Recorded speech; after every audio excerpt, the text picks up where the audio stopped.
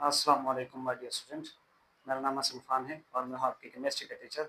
और हम शुरू कर चुके हैं हमारे carbonyl compounds number 2 second year की केमिस्ट्री से।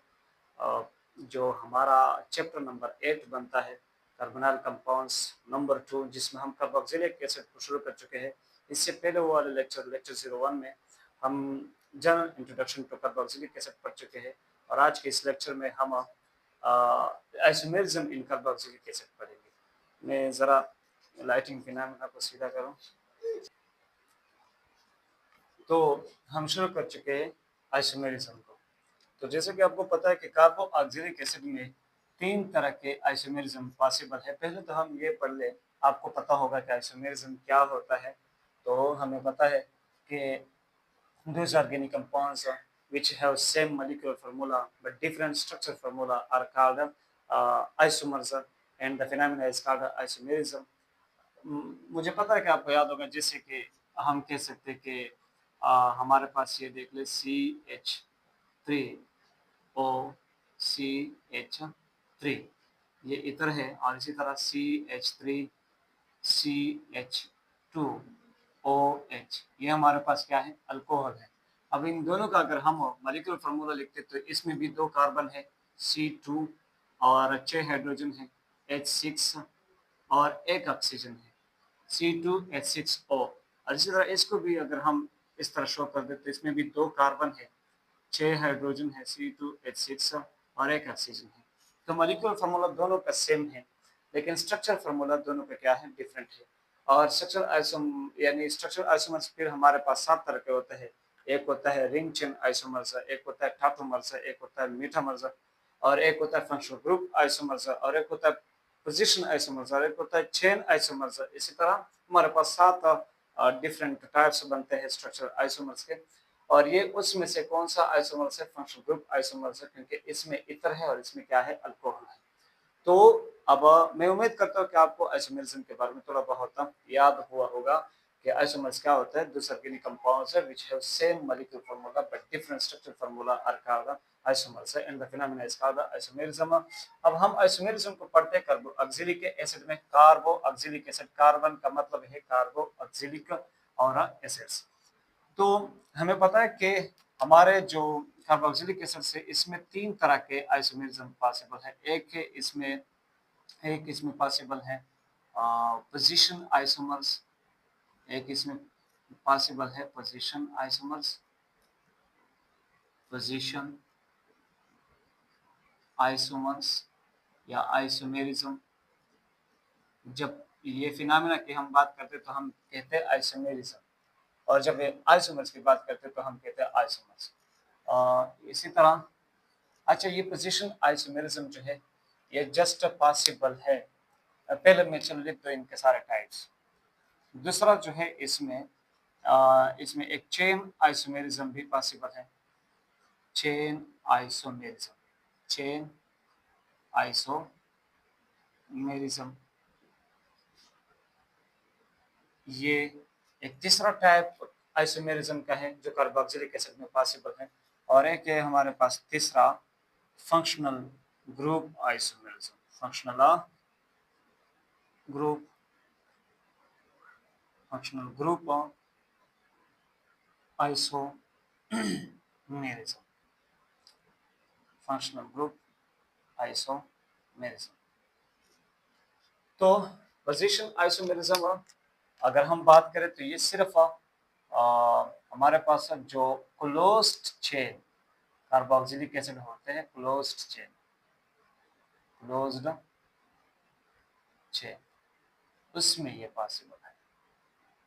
पोजीशन आइसोमेरिज्म हमारे पास कार्बोक्सिलिक एसिड के क्लोज्ड चेन में पॉसिबल है। और पोजीशन आइसोमेरिज्म जिसमें हमारे पास फंक्शनल ग्रुप का पोजीशन क्या हो, डिफरेंट हो, ऐसे आइसोमर्स को हम कहते हैं functional group isomers. In those isomers having different position of a functional group are called position isomers. For example हमारे पास ये एक कंपाउंड है, इसको हम कहते हैं बेंजीन। और बेंजीन के ऊपर यहाँ पर हमारे पास है COOH,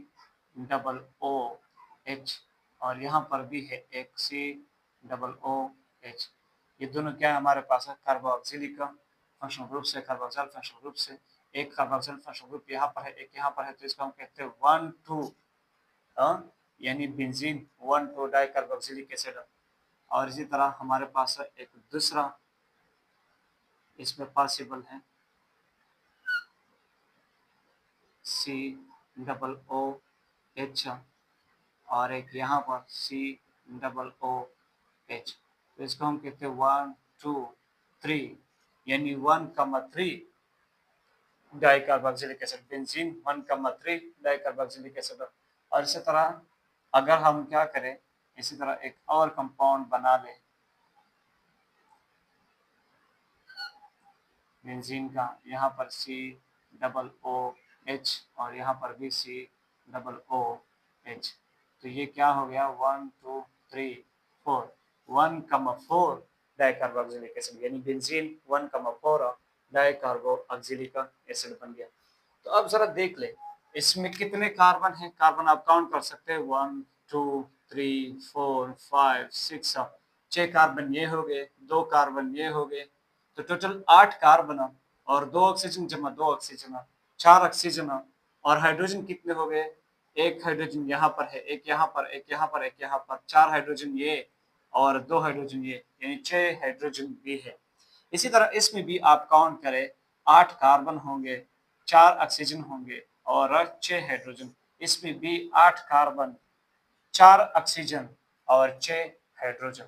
तो इन सब का जो मॉलिक्यूलर फार्मूला है वो सबका क्या है, सेम है, लेकिन स्ट्रक्चर फार्मूला आपको दिखाई दे रहा है डिफरेंट है। और स्ट्रक्चर फार्मूला एक दूसरे से डिफरेंट क्यों है, सिर्फ इस वजह से डिफरेंट है कि यहाँ पर जो दोनों फंक्शनल ग्रुप है यानी कार्बोक्सिलिक एसिड का जो पोजीशन है वो एक 1 पर है और एक दूसरा 2 पर है। यहाँ पर वही दो कार्बोक्सिलिक फंक्शनल ग्रुप यानी फंक्शनल ग्रुप डिफरेंट नहीं है, वही सेम फंक्शनल ग्रुप है, लेकिन एक फंक्शनल ग्रुप जो है वो 1 पोजीशन पर है और दूसरा फंक्शनल ग्रुप इस बार 3 पोजीशन पर है। तो पोजीशन डिफरेंट की वजह से इसको हम क्या कहते हैं, पोजीशन आइसोमेरिज्म। पोजीशन आइसोमर्स यानी इस फिनोमेना को हम कहते हैं पोजीशन आइसोमेरिज्म। और ये जो आइसोमर्स नंबर 1 है, आइसोमर्स नंबर 2 है और आइसोमर नंबर 3 है, इसको हम कहते हैं कि 1 the isomers number 1 the and 2 and 3 are the position isomers। ये आपस में क्या है, एक दूसरे के पोजीशन आइसोमर्स है। अब हम बात करते हैं चेन आइसोमर्स की। चेन आइसोमर्स की अगर मैं आपको बात करूं तो CH3 CH2 CH2 and C double bond O और OH, हम इसको इस तरह भी लिख सकते हैं। और सिंपल यहाँ इस कार्बन के साथ हम इसको इस तरह भी लिख सकते हैं जैसे कि हमने यहाँ पर लिखा है। तो इसको देख ले, इसका नाम है 1, 2, 3, 4। इसको हम कहते हैं ब्यूटायरिक एसिड। ये नॉर्मल ब्यूटायरिक एसिड है। क्या है, ब्यूटायरिक एसिड। और जरा देख ले, अगर मैं क्या कर लूं, अगर मैं इस कार्बन के ऊपर ये कार्बोक्सिलिक एसिड यानी कार्बोक्सिल फंक्शनल ग्रुप जोड़ लो यानी कार्बन नंबर 3 पर, तो जरा देख ले, अब इसको हम कहते हैं आइसोब्यूटायरिक एसिड। आइसोब्यूटायरिक ब्यूटायरिक एसिड, इसको हम क्या कहते हैं, आइसोब्यूटायरिक एसिड। वही बात मैं फिर से करूंगा कि आइसोब्यूटायरिक या नॉर्मल ब्यूटायरिक एसिड, ये बातें हम कहाँ पर सीख सकते हैं, ये बातें हम सीख सकते हैं नोमेनक्लेचर में, जिसमें हम बहुत डिटेल के साथ आयुपेक पढ़ते हैं। और नोमेनक्लेचर का मुकम्मल प्लेलिस्ट हमारे इसी ही चैनल यानी हमारी केमिस्ट्री पर मौजूद है। वहाँ पर ये आप कार्बोक्सिलिक एसिड की, एस्टर की, एसिडामाइड की, एसिड हैलाइड की, सब की आप नोमेनक्लेचर पढ़ सकते हैं। और इस वजह से मैंने क्या किया है कि इस टॉपिक से यानी आइसोमेरिज्म इन कार्बोक्सिलिक एसिड से पहले जो टॉपिक था वो नोमेनक्लेचर का था, जिसमें हम कार्बोक्सिलिक एसिड का नोमेनक्लेचर, एसिडामाइड का, एसिड हैलाइड का और एस्टर का नोमेनक्लेचर पढ़ने वाले थे, लेकिन मैंने उसको स्किप किया है।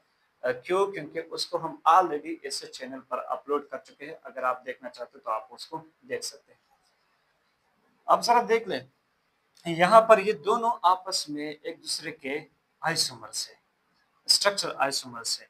क्यों? क्योंकि अगर इसको देख ले तो इसमें कितने कार्बन है? 4 कार्बन है, C4, और हाइड्रोजन कितने हैं?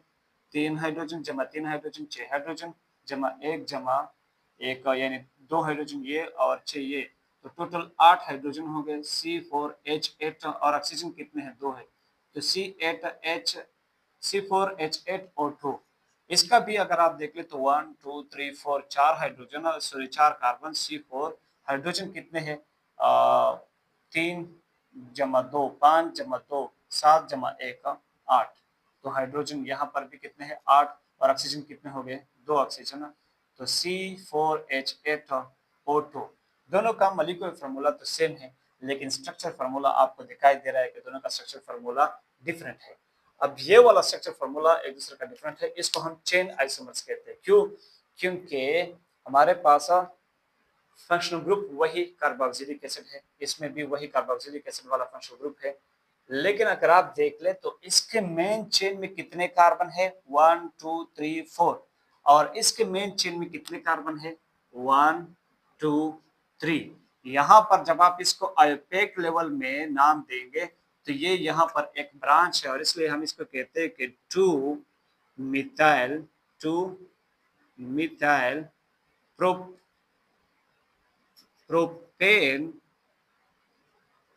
Propane propanoic acid. अब जरा देख ले, प्रोपेनोइक एसिड और प्रोपो, हम 3 कार्बन वाले कंपाउंड को कहते हैं। यहाँ पर हमने इस कार्बन को एज ए ब्रांच लिया है, लेकिन इसको अगर हम नाम देंगे तो यहाँ इसका नाम है ब्यूटानोइक एसिड। यहाँ पर कोई ब्रांच नहीं है, ब्यूटानोइक एसिड ये इसका आयुर्वेदिक नाम है, और ये इसका फेमस नाम यानी स्पेशल नाम, ये इसका आयुर्वेदिक नाम और ये इसका स्पेशल नाम।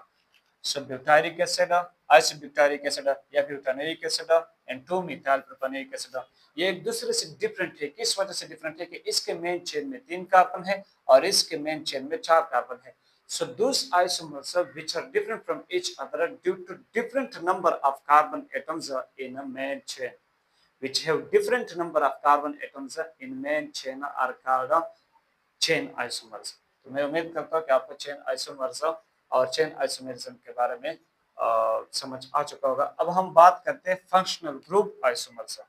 तो ये जो है ना, अच्छा ये चेन आइसोमर्स हमारे पास पॉसिबल है सिर्फ ओपन चेन कंपाउंड में, यानी ओपन चेन कार्बोक्सिलिक एसिड में हम चेन आइसोमेरिज्म पढ़ते हैं।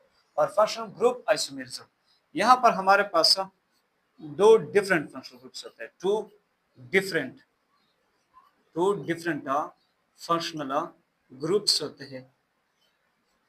और यहाँ जो कार्बोक्सिलिक एसिड के साथ फंक्शनल ग्रुप्स पॉसिबल है, फंक्शनल ग्रुप आइसोमेरिज्म पॉसिबल है, वो किसका है? ईस्टर का। यानी एक होगा हमारे पास CH3 CH2 और C double bond O and OH, CH3 CH2 C double bond O और OH, ये हमारे पास एक कार्बोक्सिलिक एसिड बन गया। और इसी तरह अगर मैं इसको दिखा सकूँ तो ये क्या है? CH3 C double bond O and O और CH3। जरा देख ले, ये हमारे पास क्या है? एक R है और C डबल बॉन्ड O और OH है, और ये क्या है? एक R है, ये क्या है? एक R है, और इसके साथ ये कार्बोनाइल कार्बन और इसके साथ ऑक्सीजन, और इस ऑक्सीजन के साथ फिर से एक R है। तो ये ईस्टर है, ये क्या है? Carboxylic acid. तो अब जरा देख ले, ये एक ईस्टर का एग्जांपल है और ये कार्बोक्सिलिक एसिड का एग्जांपल है। अगर आप देख लें तो इसमें कितने कार्बन है? 1 2 3, और इसमें कितने कार्बन है? 1 2 3, 1 2, और एक इसमें ये वाला कार्बन भी है।